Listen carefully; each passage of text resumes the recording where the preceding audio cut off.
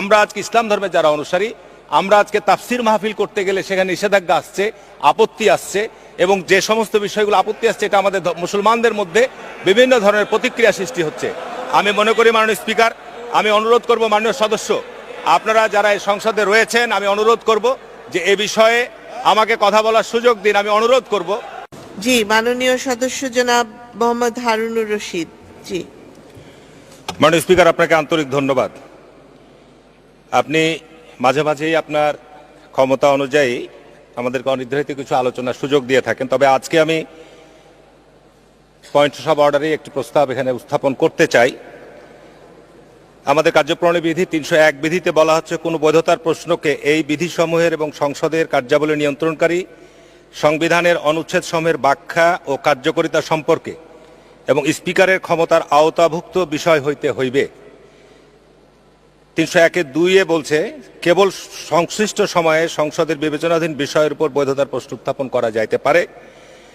এবং ৩ বলা হচ্ছে, এই বিধি ১ ও ২ উপবিধির বিধান সাপেক্ষে কোনো সদস্য বৈধতার প্রশ্ন উত্থাপন করিতে পারিবেন এবং কোনো প্রশ্ন বৈধতার প্রশ্ন কিনা স্পিকার তাহা নির্ধারণ করিবেন এবং বৈধতার প্রশ্ন বলিয়া নির্ধারিত হলে স্পিকার তাহার উপর সিদ্ধান্ত প্রদান করিবেন। মাননীয় স্পিকার, আমি এই ১১তম সংসদে যোগদানের পরেই মহান সংসদে একটি বিষয় উত্থাপন করেছিলাম। সংবিধানের অনুচ্ছেদের আমাদের অত্যন্ত স্পষ্টভাবে রয়েছে,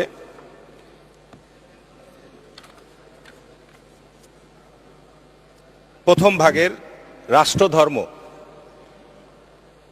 রাষ্ট্রীয় ধর্ম এর কতে বলা হচ্ছে, প্রজাতন্ত্রের রাষ্ট্রধর্ম ইসলাম, তবে হিন্দু, বৌদ্ধ, খ্রিস্টান সহ অন্যান্য ধর্ম পালনের রাষ্ট্র সমমর্যাদা ও সম অধিকার নিশ্চিত করিবে।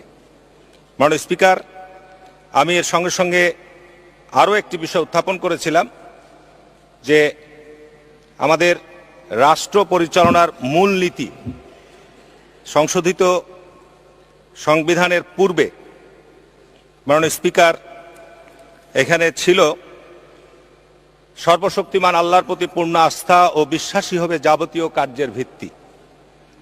এটি আজকে নতুন সংশোধিত সংবিধান থেকে উঠিয়ে দেওয়া হয়েছে, অথচ আমাদের রাষ্ট্রধর্ম ইসলাম হিসাবে রাখা হয়েছে। পাশাপাশি মাননীয় স্পিকার, আমাদের সংবিধানের প্রস্তাবনায় সংবিধানের পূর্বের যে বিষয়টি ছিল বিসমিল্লাহির রহমানির রহিম, এর বাংলা অর্থ ছিল দয়াময় পরম দয়ালু আল্লাহর নামে।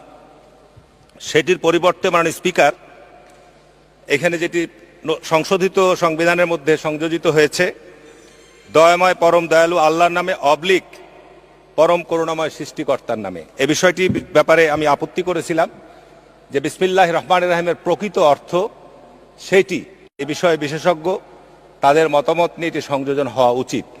মাননীয় স্পিকার, আমি আপনার দৃষ্টিতে আনতে চাই যে আমরা কয়েকদিন থেকে লক্ষ্য করছি এই মহান সংসদে মহামান্য রাষ্ট্রপতির ভাষণের উপর আলোচনা হচ্ছে এবং আমাদের মাননীয় অনেক সদস্যবৃন্দরা বিভিন্ন বিষয়ে আপনার দৃষ্টি আকর্ষণ করছে। বিশেষ করে সামাজিক যোগাযোগ মাধ্যমে আজকে বিভিন্ন তাফসির মাহফিলে যে আলোচনাগুলো আসছে কোরআন হাদিসের আলোকে, বা আন্তর্জাতিক খ্যাতিসম্পন্ন যারা তাফসির সেই সমস্ত আলোচনাগুলো আসছে, সেগুলোকে আজকে বলা হচ্ছে আপত্তিজনক, অসংলগ্ন কথাবার্তা এই সমস্ত। কিন্তু কোন বিষয়গুলো কোরআন এবং হাদিস একেবারে মৌলিক ফান্ডামেন্টাল। মাননীয় স্পিকার, এখানে আমি আমার মতো ব্যাখ্যা বিবৃতি করার কোনো সুযোগ নাই। মাননীয় স্পিকার, আল্লাহ পাক পবিত্র কোরআনের মধ্যে সুস্পষ্টভাবে বলছেন যে বিষয়ে মাননীয় সদস্য, আপনার আমি কিন্তু পয়েন্ট অফ অর্ডারই বলছি। মাননীয় স্পিকার, কি আপনি কোন পয়েন্টে বলছেন? আপনি তো অনেক কিছু উদ্ধৃতি দিচ্ছেন। আমি মাননীয় স্পিকার সংবিধানের প্রস্তাবনায় বিসমিল্লাহির রহমানির রহিমের যে প্রকৃত অর্থ সেটি আপনার দৃষ্টি আকর্ষণ করেছি, এবং সংবিধানের রাষ্ট্রধর্ম ইসলাম রাখা হয়েছে সেইগুলো তো আপনি উদ্ধৃত করেছেন। মাননীয় স্পিকার, আমি তারই সাথে এই জিনিসটাকে পুরোপুরি ফর্মুলেট করার জন্য আপনার একটু সময় চাচ্ছি। দয়া করে যদি আপনি একটু সময় দেন মাননীয় স্পিকার, আমি অপ্রাসঙ্গিক কোনো কথা বলবো না। মাননীয় স্পিকার, এখানে বিষয়টি সম্পর্কে অবশ্যই আপনি আপনার সিদ্ধান্ত জানাবেন একেবারে সুস্পষ্টভাবে, এটা আমরা আশা করি। মাননীয় স্পিকার, এখানে আল্লাহ পাক পবিত্র কোরআনের সূরা বনী ইসরাঈলের মধ্যে বলছেন যে বিষয়ে তোমার জ্ঞান নাই তার পিছনে পড়ো না, নিশ্চয়ই তোমার কর্ণ চক্ষু অন্তঃকরণ জিজ্ঞাসিত হবে। আজকে মাননীয় সদস্য অনেকেই বলছেন আজকে আমরা রাষ্ট্রধর্ম ইসলাম, আমরা মুসলমান। আজকে আপনার হিন্দু বৌদ্ধ খ্রিস্টানরা তারা তাদের সামাজিক বিভিন্ন অনুষ্ঠানে তাদের কর্মকাণ্ড প্রচার প্রচারণা চালাচ্ছে, কিন্তু আমরা আজকে ইসলাম ধর্মের যারা অনুসারী, আমরা আজকে তাফসির মাহফিল করতে গেলে সেখানে নিষেধাজ্ঞা আসছে, আপত্তি আসছে, এবং যে সমস্ত বিষয়গুলো আপত্তি আসছে এটা আমাদের মুসলমানদের মধ্যে বিভিন্ন ধরনের প্রতিক্রিয়া সৃষ্টি হচ্ছে।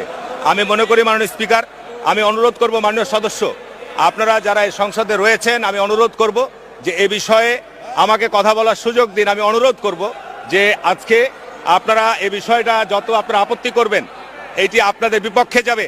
শতকরা 90% মানুষ মুসলমান। মাননীয় স্পিকার, আমি আশা করি যে সংবিধানের যে বিষয়টি আমি পয়েন্টস অফ অর্ডারে উল্লেখ করেছি, এই বিষয়টির আলোকে আপনি সুস্পষ্ট সিদ্ধান্ত দিবেন, এটি জানা প্রয়োজন। সংবিধান তো আমাদের রাষ্ট্র পরিচালনার মূলনীতি, সংবিধান অনুযায়ী রাষ্ট্র চলবে। জি, এই বিষয়টা আপনি আমাদের ধন্যবাদ জানাবেন। মাননীয় সদস্য। মাননীয় জি। স্পিকার, আপনাকে ধন্যবাদ।